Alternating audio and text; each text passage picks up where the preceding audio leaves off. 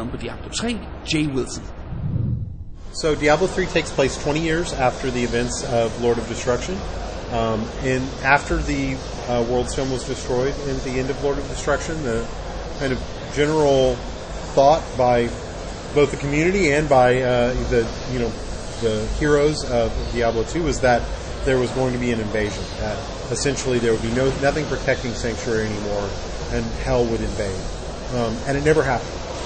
And 20 years passed, and it was actually quite peaceful, and not much really occurred, and people became complacent and they forgot. A lot didn't believe that the events of Diablo 2 even occurred. There were very few people who actually had direct exposure to demons who didn't go mad or get eaten. But Deckard Cain still believes. He believes that an invasion's coming. He believes that there's still a greater danger out there. So he spent the last 20 years trying to discover what that danger is. And the events that start Diablo 3 are essentially a meteor kind of falls from the sky and is considered to be this big harbinger of doom or salvation. We don't really know. But Deckard definitely thinks it's the sign of the end times. One of the notions that we have with the story for Diablo 3, one of the ideas that we liked was there was a lot of elements within the story of Diablo 2 of destroying evil forever and vanquishing all evil, and I don't really look at the Diablo universe in that way. Like you really are never going to destroy evil. You're going to fight the good fight. Yeah. And as soon as you think you've won is actually the time that it's most dangerous. So that was the idea we wanted to explore in Diablo 3 was once you've reached the point where Baal and Mephisto and Diablo have all been destroyed, vanquished, who knows? That's actually the point where you're most likely to become overconfident and play into the hands of evil. One of the things that was really important to us in developing Diablo 3 was story. We wanted to tell a great story. We wanted to have this really compelling world. And so we started telling a big, great, grand story. And what we found was that anything that got in the way of the players clicking like mad and killing the next thing on the screen, they just ignored. Even if they loved story, they got very fixated on the next kill, the next item, the next upgrade. And so we really needed to kind of adapt and change a lot of our storytelling mechanics. We had to move away from in-game cutscenes. We had to move away from lengthy dialogue. There's a lot of monologues in Diablo 2, and what we found is that people didn't listen to them. They just kind of walked up, clicked on the dude, saw their quest ding, and walked away in mid-sentence. And so we focused a lot on no monologues.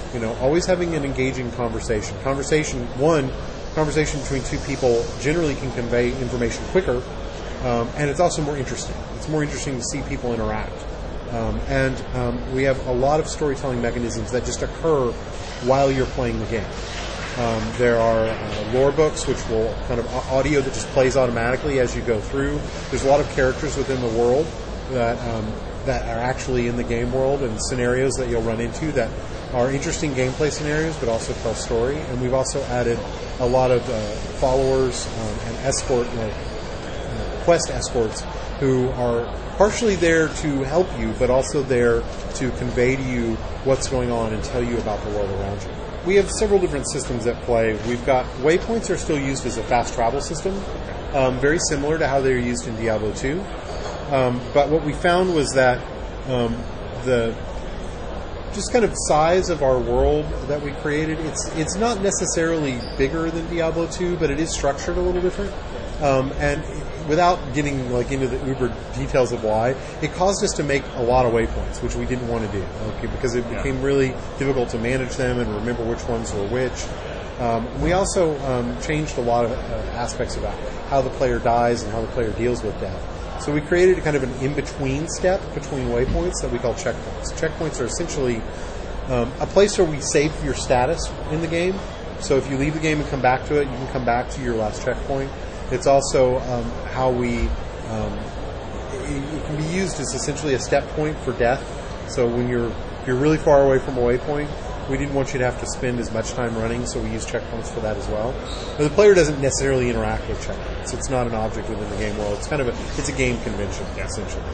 And then we also recently added a way to get back to town that's very similar, but not quite the same as town portals, to essentially remove some of the combat exploit of town portals, but keep all the convenience. If you look at Diablo 2, like, you went to level 99, but the highest level non-boss monster in the game is level 85. So essentially you out-level the content. Skill points become meaningless, items become meaningless, the levels become meaningless because you don't need any of them. And there's nothing to do at the end game because you're overpowered from all. So one of the things that I think when players look at a lot of things like levels, they'll say more is always better. But the truth is that there's only so much power we can meaningfully give you before it starts feeling trivialized. If every level is a percentage of your overall power, the more you have, the less power we give you each level. So we wanted what we gave you to be more meaningful from level to level. And we wanted you to reach the end game and not be out-leveled from it. At the end of the game, you're level 60. The average monster in the game at the highest difficulty is level 61. So you never out-level the content. And there's still, as a result, there's a lot more meaningful action to do at the end of Diablo 3 than there was in Diablo. So once you finish normal, you go directly into Nightmare. Nightmare takes you to level 50. And we're still tuning the level curve right now. You hit about level 35 through a single playthrough. 30, it depends on how thorough you are. I'm pretty thorough, so I hit about level 35. If you're less, it's a little lower. And then you tend to have to just do runs or things like that, very similar to Diablo 2 to get up. And we haven't decided whether we like that or we just want you to go ahead and hit level 50 and not have to do... It's a bit of a weird point to hit where you finish Nightmare, but you can't go to hell. So we're trying to decide, do we want to shorten the overall time to 60 and just let you play through in a single playthroughs? Or do we want to put something in as a stopgap between those and lengthen the time? We haven't decided that yet. And then the last 10 levels are hell. The nice thing is we've got Diablo 2 to look at, so we can see kind of the builds that were broken and why, and inform our class design. The other thing we have, Diablo 2, they did Lord of Destruction in about a year, and then they stopped working on Diablo 2. Like, they did patches, but the dev team as a whole kind of moved on. So one of the things that we're hoping is that we spend a lot more time on Diablo 3 after release, so that we can continue to support. One of the things that we like to say is that Blizzard games are so well balanced because we don't stop balancing them once they release. The release date isn't finished for us. The release date's almost where we start. It's like, okay, well, here's Diablo 3.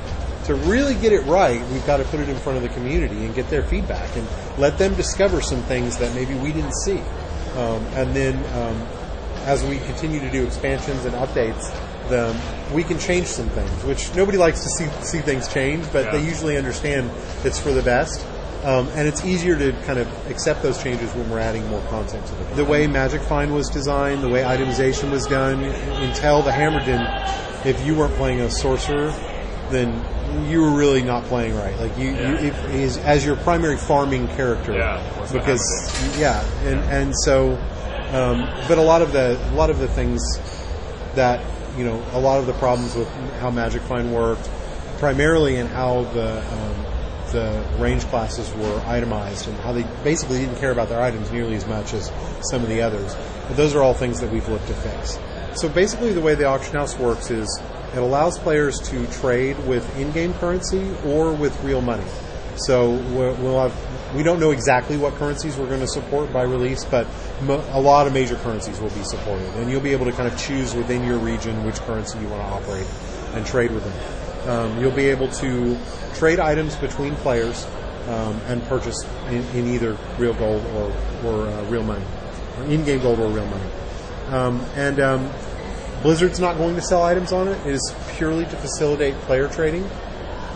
Some of the concerns that we really had voiced about is that won't people be able to trade and buy their way to the top?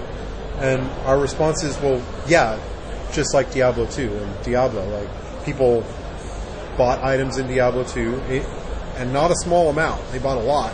They traded items in Diablo 2. That's the core of the game.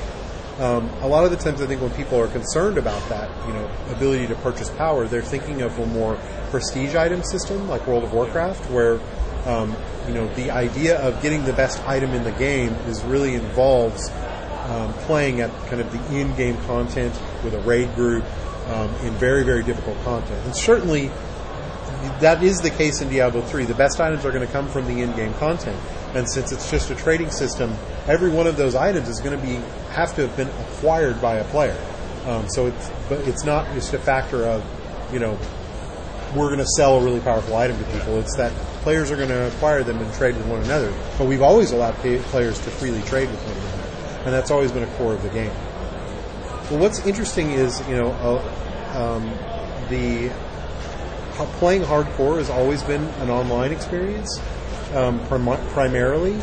Playing a single-player, offline, hardcore character kind of defeats the point of being able to show off what you've done to other people and what you've been able to create. And, it's not easy. It's not hard to get in Diablo 2 to get trainers and hacks to be able. You can make a hardcore single-player character like that. Yeah. So there's not really true prestige in it. So it's always been an online experience. We have a lot of experience with online play from, Battle.net premiered on Diablo 15 years ago. So, and since then we've had Diablo 2, we've had World of Warcraft, we've had all the online experience with StarCraft 2. Certainly a game where connectivity is really critical when you're talking about competitive play. World of Warcraft connectivity is incredibly important when you're talking about a subscription-based service. So we have a lot of experience with creating a secure and strong online online system. And that's what we'll continue to provide for Diablo 3. Right. We don't have a release date we haven't officially announced a release date. We're not officially saying it's going to be 2011. We are hopeful it will be 2011. And that's kind of where we're at with that.